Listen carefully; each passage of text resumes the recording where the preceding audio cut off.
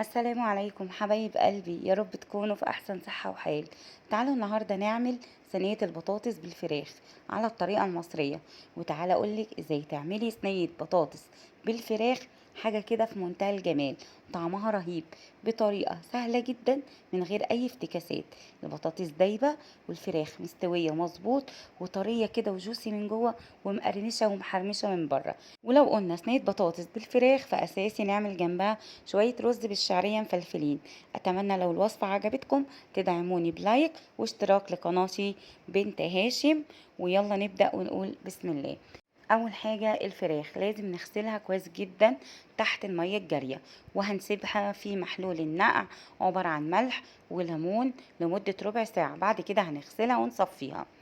زي ما انتوا شايفين انا معايا وركين، مش فرخة كاملة، وقسمت كل ورك لنصين. هبدأ اتبل بقى الفراخ بشوية ملح، شوية فلفل، شوية بابريكا، شوية كمون، وكمان شوية من البهارات زي ما تحبوا بقى، بهارات السبع او بهارات فراخ. اللي تحبوا تستخدموه مفيش اي مشكلة. هدعك بقى الفراخ بتاعتي كويس جدا كده بالبهارات، بهارات بسيطة جدا، رشة بسيطة من الملح والفلفل والبابريكا والكمون والبهارات. وهسيبها بقى كده لمدة نص ساعة تشرب كويس جدا من التوابل اللي احنا تبلناها بيها. طبعا كل ما بنسيبها في التوابل مدة اكتر، لحم الفراخ بيشرب من التوابل فبيكون طعمه احلى.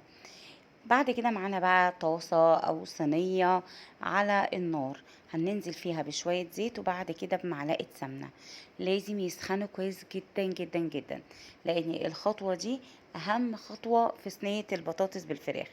هننزل بالفراخ زي ما انتوا شايفين كده، واللي زي ما قلت لكم لازم السمنة أو الزيت بتوعنا يكونوا سخنين جدا، يعني ندي صدمة كده للفراخ علشان خاطر ما تنزلش المية بتاعتها وتاخد لون كده من الوش الاولاني.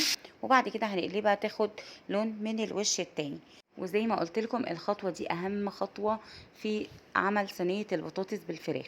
هنا احنا لما بندي الفراخ صدمة، وانا اتعمدت ان انتوا تسمعوا الصوت التشة ديت بتاعت صدمة الفراخ، علشان خاطر الفراخ كده بتمنع اي سوائل بتنزل منها تنزل في صينية البطاطس، وكمان بتكون واخدة طعم حلو جدا مع التحميرة البسيطة، وكمان بتاخد اللون الجولد القمر اللي انتوا شايفينه ده.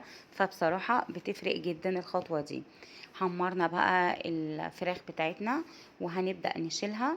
والصوص بتاعنا دوت مش هنرميه، هقول لكم هنعمل ايه دلوقتي بيه. جبنا البطاطس بقى الكمية اللي احنا محتاجينها وقشرناها، وقطعنا كل بطاطساية لترانشات كده متوسطة السمك، لا رفيعة ولا سميكة. وهننزل بقى البطاطس بتاعتنا بعد ما غسلناها كويس جدا وصفيناها في الصوص اللي نزل من الفراخ، هيدي طعم ليها تحفة. وكمان تغليفة البطاطس هتساعد معايا ان البطاطس تستوي تسوية مظبوطة من غير ما تتهري خالص. كمان كده بتدي التشويحة دي طعم رهيب فعلا، وبتفرق في طعم البطاطس. جربوها وهتدعولي. بعد ما اديناها زي ما انتوا شفتوا كده على الجنبين تشويحة بسيطة قوي، هنقفل عليها النار. وهبدأ بقى اجيب الصينية بتاعتي اللي هنرص فيها البطاطس والفراخ. ونزلت ببصلتين مقطعاهم طرنشات، وكمان فلفلاية رومي باردة مقطعاها طرنشات. طبعا لو حبيت الفلفل الحار حطي. ونزلت بشوية ملح وشوية فلفل ومكعب من مرقة الدجاج، وده طبعا اختياري. وكمان 4 فصوص من الثوم كده او 3 فصوص هرستهم. وقلبت بقى التتبيلة دي كويس جدا جدا كده مع بعض. مش عايزة اقولك بقى التتبيلة اللي احنا عاملينها او الارضية اللي احنا عاملينها لصينية البطاطس هتخلي طعمها في حتة تانية خالص. هبدأ ارص الفراخ بتاعتي، شايفين لونها قمر ازاي؟ ولو انتم ملاحظين انا ما كترتش خالص في التوابل، كل اللي حطيناه ملح وفلفل وبس. كتر التوابل في صينية البطاطس بيضيع طعمها. بدأت بقى ارص الفراخ بتاعتي زي ما انتم شايفين كده، وهنزل بالبطاطس اللي احنا اديناها تشويحة بسيطة على الجنبين بالصوص بتاعها على الفراخ. وابدأ بقى ارص الصينية كده بشكل جمالي شوية، زي ما بيقولوا كده ايه، العين بتاكل قبل البطن، ولا العين بتاكل قبل البق. بصوا انا في الامثال الشعبيه ضايعه، فخلاص بقى مش عارفه. اللي عارف المثل يكتبهولي في الكومنتات، وما تنسوش كده طول ما احنا شغالين نذكر ربنا ونصلي على الرسول عليه الصلاه والسلام. ولو انت موجوده معايا لحد دلوقتي صلي على الرسول عليه الصلاه والسلام في الكومنتات، علشان كده دايما البركه تبقى في حياتنا. زي ما شفتوا بقى حاولت كده اجمل شكل الصينيه كده بتاعتي، ونزلت بحوالي 5 طماطمات عصراهم مع شويه من الشوربه. لو عندك ما عندكيش يبقى شويه من الميه، يعني حوالي كده كوبايه من الميه. لازم الطماطم بتاعتي تبقى فيها سوائل شويه كده، لاني لسه الفراخ محتاجه تستوي، وكمان البطاطس. هبدأ بقى احط الصينية بتاعتي في الفرن على درجة حرارة متوسطة في الرف الأوسط، مش هشغل الشواية خالص. وطبعا غطيت صينية البطاطس بتاعتي، بس للأسف المقطع ده اتحذف. هتغطيها بورق زبدة الأول وبعد كده بورق فويل. ولو عندك غطا ألمونيوم مفيش مشكلة، غطي بالغطا الألمونيوم بديل ورق الزبدة أو ورق الفويل. وسبتها بقى في الفرن، هتاخد يعني تسوية كده حوالي 40 دقيقة او من 30 ل 40 دقيقة على حسب نوع البطاطس. بدأت هنا بقى اعمل الرز بالشعرية، سهل جدا.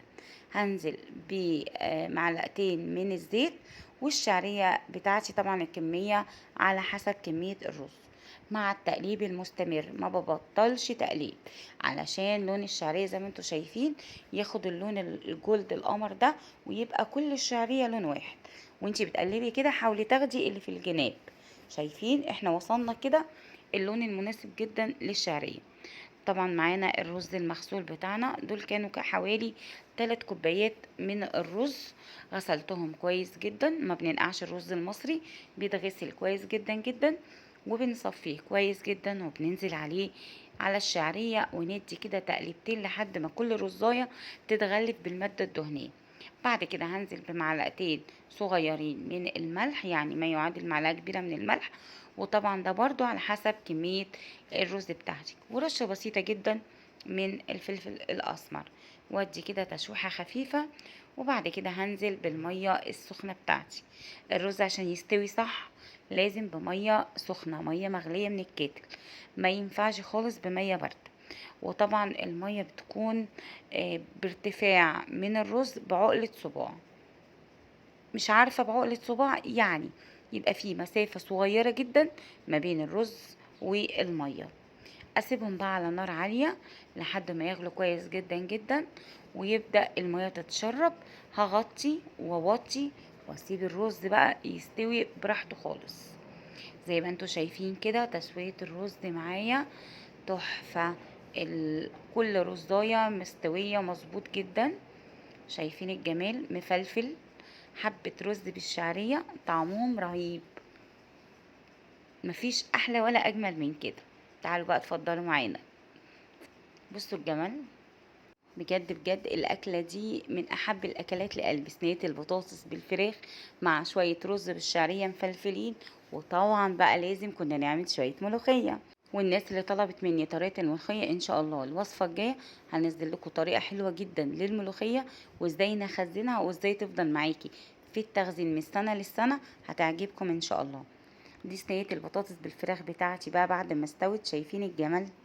مش عايزه اقول لكم والله ريحتها فعلا كانت قلب العماره وجايبه لاخر الشارع، حاجه كده في منتهى الجمال. عملناها بطريقه سهله جدا بسيطه جدا من غير اي افتكاسات. وعلى فكره انا ما حطيتهاش تحت الشوايه خالص، هي واخده اللون ده من التسويه فقط لا غير.